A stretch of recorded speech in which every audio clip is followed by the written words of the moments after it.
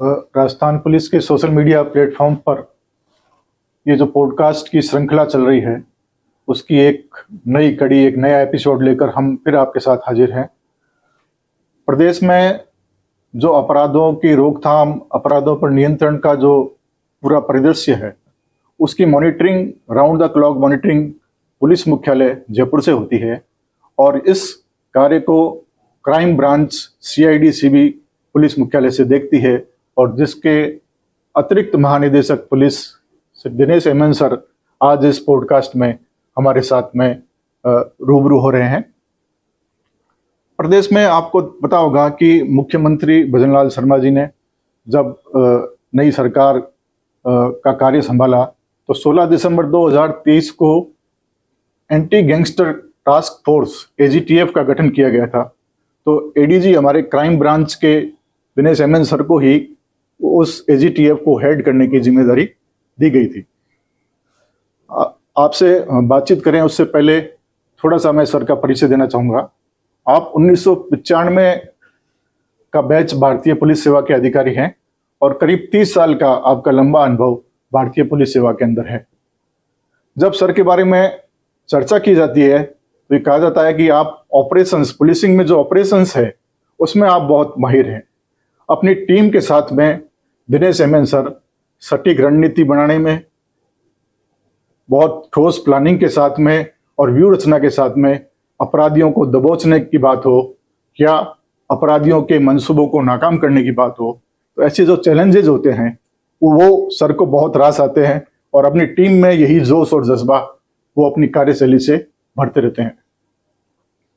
पिछले दिनों हम इस पॉडकास्ट की रिकॉर्डिंग के सिलसिले में बीकानेर में थे और वहाँ पे कई पुलिस अधिकारियों के बीच में चर्चा चल रही थी कई अधिकारियों के बारे में, और जब सर दिनेश MN सर का जिक्र आया तो बताया गया कि आप जो है वो 24 आवर पुलिसिंग के एक आइकॉन हैं और लीडिंग फ्रॉम द फ्रंट और लीडिंग विद द डिफरेंस या setting for example for others. इसके लिए आपने जो है कई नायाब जो है आपके उदाहरण है और उससे आपने एक विशिष्ट पहचान कायम की है। तो हम आज रूबरू हो रहे हैं दिनेश MN सर से, अतिरिक्त पुलिस महानिदेशक CID CB crime branch Dinesh MN sir. Sir आपका इस पॉडकास्ट की नई कड़ी में स्वागत है। Thank you. सर प्रदेश में जो अपराध का परिदृश्य है वो सर कैसा है, क्या वर्तमान स्थिति है, और हमारी जो क्राइम ब्रांच है सर CID CB की, वो इसके लिए अपराधों पर नियंत्रण के लिए कैसे प्रयास करती है? एक तो राजस्थान में जो सामान्य अपराध जो जिस तरह से हर स्टेट में होते हैं वो राजस्थान में है, जैसे चोरी, नकबजनी और इस तरह के अपराध है। अभी पिछले इस साल में लगातार पुलिस के एक्शन की वजह से संपत्ति संबंधी अपराध है उनमें कमी आई है, IPC अपराधों में भी कमी आई है और इसके अलावा महिला अत्याचार के अपराध है उसमें भी कमी देखने को मिली है हमें। तो इसके अलावा राजस्थान की जो जियोग्राफिकल और हिस्टोरिकल रीजन्स है उस वजह से कुछ अपराध विशेष है। फॉर एग्जांपल राजस्थान में काफ़ी डिस्ट्रिक्ट्स में ओपीएम ग्रोइंग का परमिशन मिलता है, तो इस वजह से जो अफीम की और डोडा पोस्त की जो तस्करी है वो काफ़ी देखने को मिलता है हमें। इसके अलावा अभी मणिपुर और झारखंड वहाँ से भी इसकी तस्करी होने लगी है। प्लस इसके अलावा MD ड्रग्स की भी हमने देखा है कि एक आध फैक्ट्री राजस्थान में पकड़ी गई और बाहर से भी यहाँ आ रहे हैं। और इसके अलावा पाकिस्तान से ड्रोन से भी NDPS के भी माल आ रहे हैं, हीरोइन आ रहा है, प्लस इसके अलावा हथियार भी आ रहे हैं और पुलिस ने लगातार एक्शन लेके इनके ऊपर काफ़ी काबू किया, काफ़ी एक्शन लिया है। तो इसके अलावा एक तो पेपर लीक, नकल, इसके भी काफ़ी केसेस होते रहते थे। अभी SOG ने बहुत अच्छा काम किया, काफ़ी अंकुश लगाया, काफ़ी लोगों को पकड़ा है। तो इसके अलावा मेवात एरिया की साइबर क्राइम है वो भी काफ़ी एक लगातार शिकायत मिलती रहती थी और वहाँ के IG और SP इनकी लगातार एंटीवायरस की ऑपरेशन की वजह से उसमें भी काफ़ी कमी आई है। तो इसके अलावा आप जो ऑर्गेनाइज शेखावटी गैंग्स है, तो जब से राजस्थान हरियाणा में जो 2000 और 1990s लेट 90s में जब शराबबंदी हुई थी तो उस टाइम में जो राजस्थान में कुछ लिकर गैंग्स की शुरुआत हुई, जिससे शुरुआत में आनंदपाल गैंग और राजू टेट गैंग काफ़ी प्रबल थे। अब उन दोनों के खत्मे के बाद लॉरेंस बिश्नोई गैंग और रोहित गोदारा गैंग इनके कुछ एक्सटॉर्शन कॉल्स वगैरह है। और राजस्थान में नई परिपाटी, ये नए 2 साल से गैंग्स पनपे है, जिसमें विदेश में बैठना और विदेश में बैठ के यहाँ मर्डर करवाना, फिरौती मांगना प्लस फायरिंग कराना, इस तरह की घटनाएं हो रही है। और पुलिस लगातार एक्शन ले रहे हैं उनके खिलाफ, जहाँ जहाँ घटनाएं हुए उनके खिलाफ एक्शन लेके अरेस्ट कर रहे हैं। सर, आप सीआईडी सीबी क्राइम ब्रांच का सर नेतृत्व करते हैं। आपके निर्देशन में पूरे प्रदेश में अपराधों पर नियंत्रण के लिए कार्रवाई की जाती है।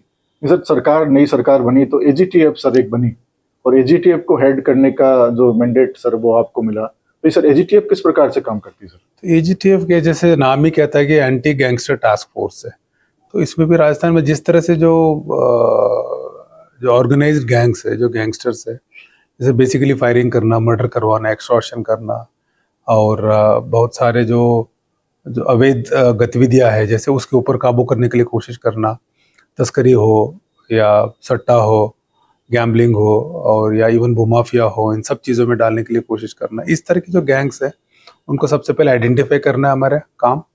आइडेंटिफाई करने के बाद उनकी जो मेंबर्स है उनको आइडेंटिफाई करना, केसों को आइडेंटिफाई करना।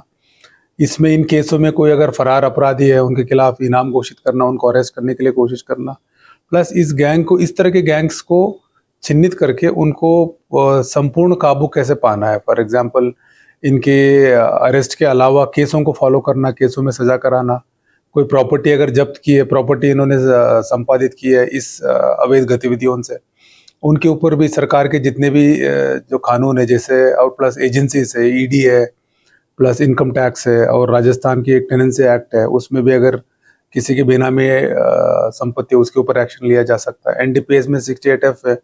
इस तरह से जितने भी जो प्रॉपर्टी जब्त करने की, सीज करने की जो धारा है उनको यूज करके करना, प्लस बेसिकली गैंग को निष्क्रिय करना।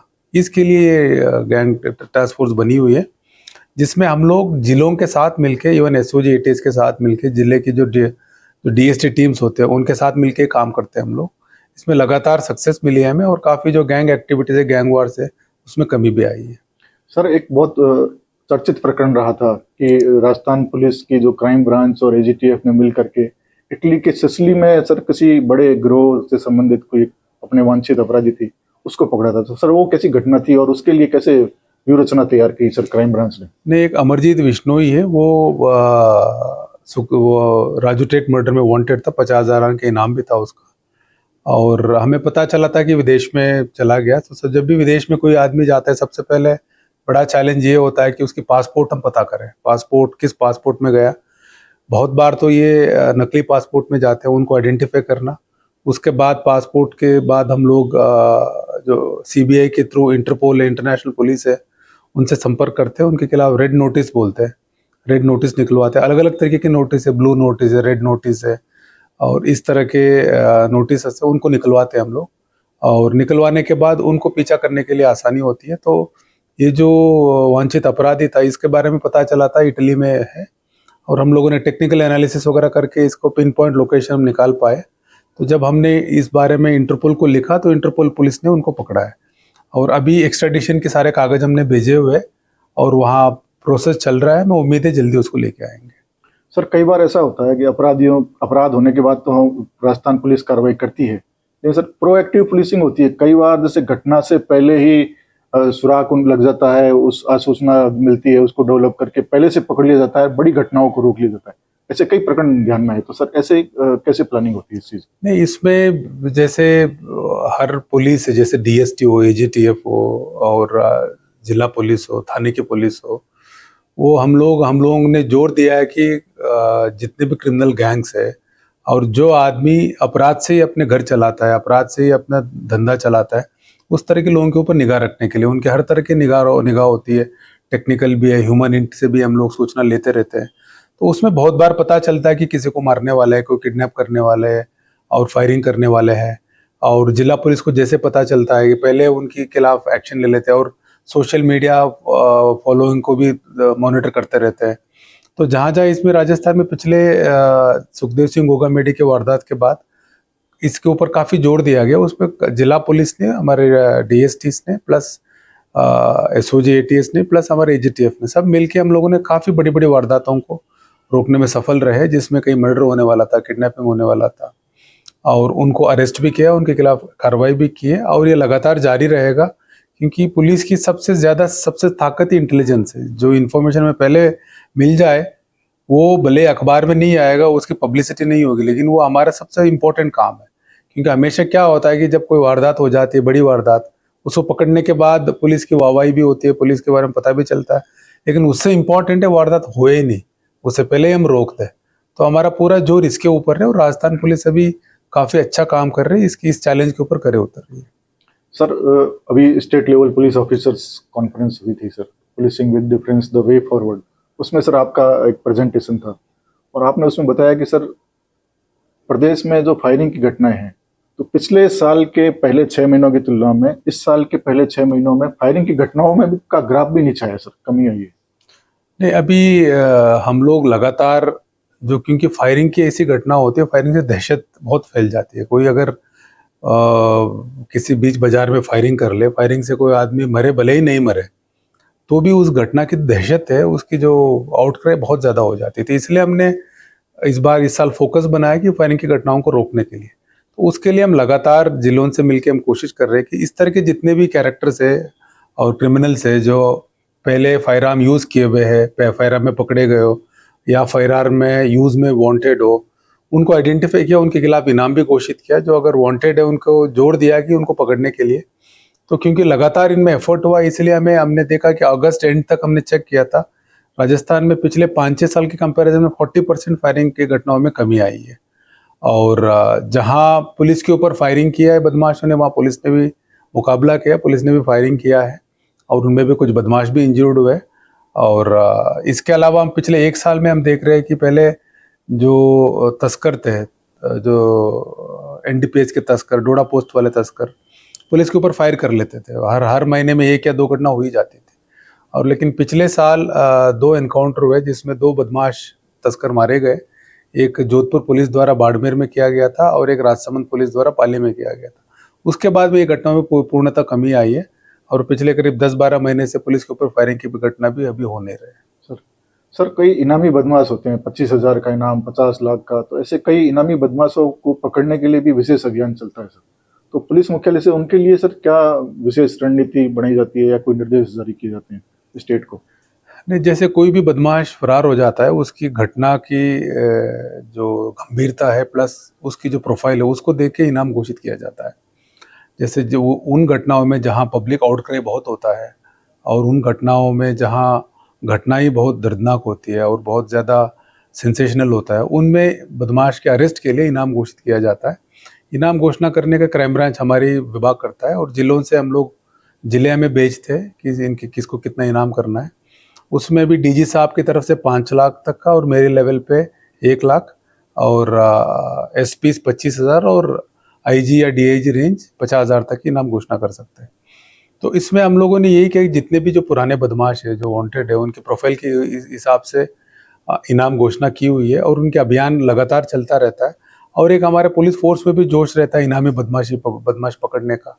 और इनाम घोषणा करने के एक और एडवांटेज में, जैसे बाहर की स्टेट्स है, जैसे हरियाणा है, दिल्ली है, यूपी है, मध्य प्रदेश है, इनको भी पता चलता है राजस्थान का वांटेड है, 1 लाख इनामी है, 50,000 इनामी है, वहाँ की पुलिस में थोड़ा इंटरेस्ट ज़्यादा लेती है।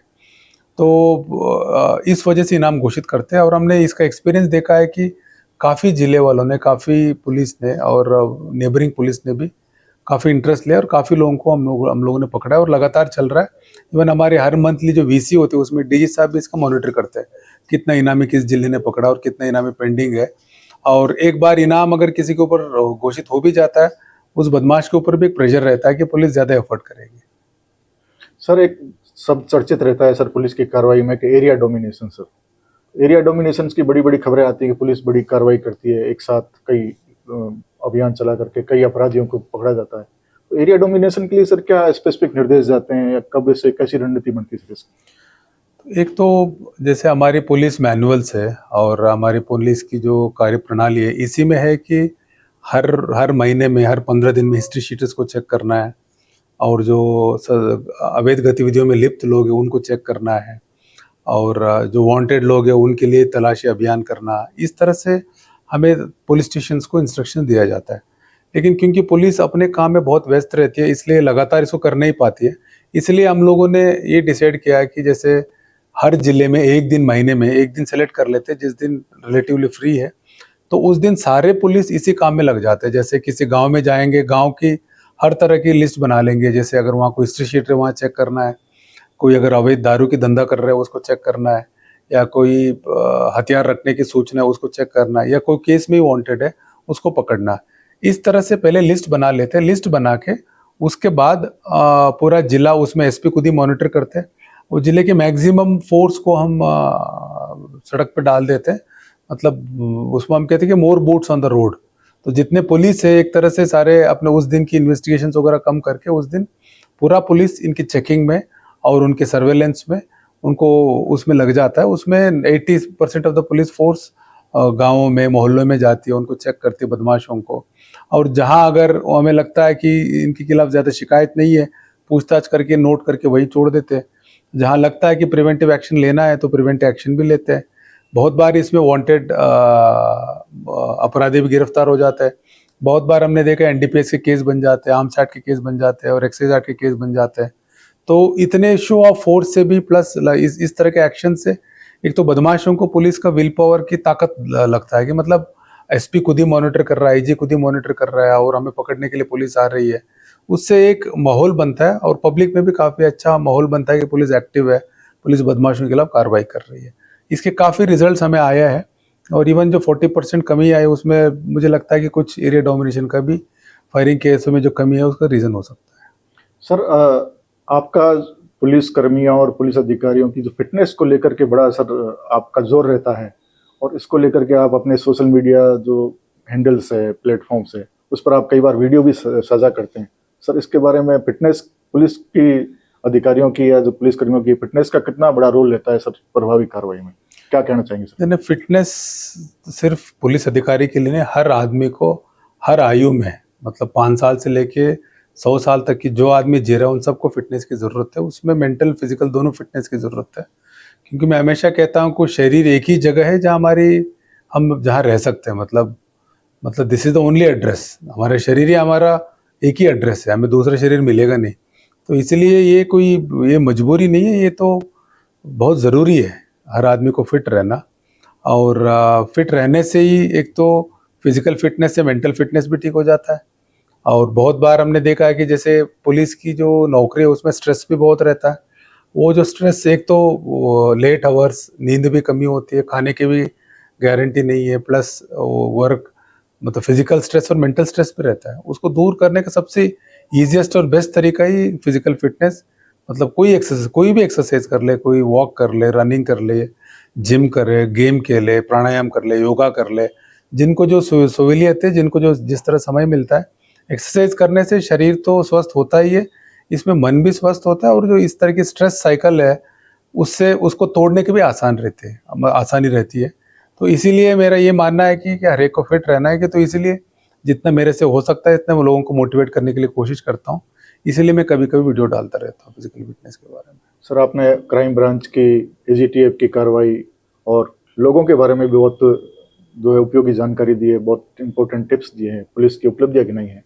अब सर, हमारे करीब 11 लाख से अधिक सोशल मीडिया प्लेटफॉर्म पर राजस्थान पुलिस के प्लेटफॉर्म पे फॉलोअर्स हैं, वो सर आज हमसे जुड़े हुए हैं। तो सर, उनको राजस्थान पुलिस की ओर से सर क्या आप संदेश देना चाहेंगे? मैं यही संदेश देना चाहता हूँ, राजस्थान पुलिस और सरकार, राजस्थान सरकार पूरा कटिबद्ध है हर अपराध को रोकने के लिए, और पुलिस और सरकार सक्षम है हर अपराध को रोकने के लिए। इसमें हमें पब्लिक की पूरी सहयोग चाहिए, और जो लोग अपराध को ही अपनी धंधा बना के उसी को जीवन की जरिया बना के जी रहे हैं, उनको भी हम कहना चाहते हैं कि कोई भी क्राइम हो और कोई भी क्राइम खुल जाता है, प्लस क्रिमिनल पकड़ा ही जाता है, भले समय लग सकता है। तो हम पब्लिक को अपील करते हैं कि पूरा राजस्थान पुलिस की साथ दे, सहयोग करें और विश्वास रखें। और जहाँ भी सूचना मिलती है क्राइम के बारे में, और थाने से लेके मेरे तक कहीं भी सूचना दे सकते हैं। और मैं उम्मीद करता हूँ और मतलब विश्वास दिलाता हूँ, राजस्थान पुलिस में एफर्ट्स में कहीं कमी नहीं आएगी। तो ये थे इस पॉडकास्ट की विशेष कड़ी में हमारे साथ में अतिरिक्त महानिदेशक police CID Simi crime branch Shri Dinesh MN sir. तो आज की बातचीत से जो आपको महत्वपूर्ण जानकारी राजस्थान पुलिस की कार्रवाई, राजस्थान पुलिस कैसे एक्शन लेती है, उसके बारे में जानकारी मिली है। लेकिन एक विशेष बात जो सर ने बात पते की बताई है कि फिट रहना और स्वस्थ रहना जो है हर व्यक्ति की नैतिक जिम्मेदारी है। सिर्फ राजस्थान पुलिस की बात ही नहीं की उन्होंने, पुलिस कर्मियों की बात नहीं की, हम सबके लिए संदेश दिया है कि फिट रहना और स्वस्थ रहना हम सबकी नैतिक जिम्मेदारी है और हमें उसके लिए विशेष प्रयास करने चाहिए। तो आज की कड़ी में इतना ही। ये पॉडकास्ट आपको कैसा लगा? आपकी लगातार प्रतिक्रियाएं हमें मिल रही है, तो आप इस पॉडकास्ट के बारे में भी अपनी प्रतिक्रियाओं से हमें कमेंट्स बॉक्स में अवगत कराइएगा। आपके सुझावों का, प्रतिक्रियाओं का हमें इंतजार रहेगा। सर बहुत बहुत स्वागत, बहुत बहुत धन्यवाद सर आपका। Thank you.